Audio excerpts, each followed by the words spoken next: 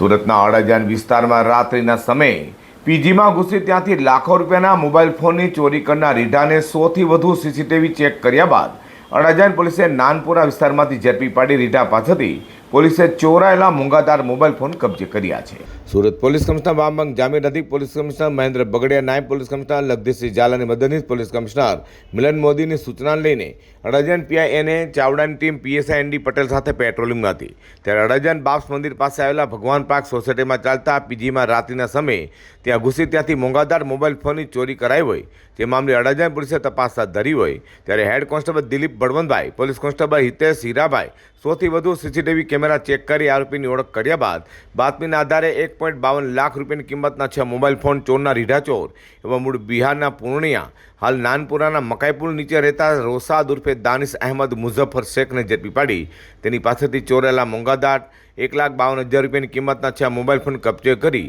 તેની વિરુદ્ધ કાયદેસરની કાર્યવાહી ધરી છે।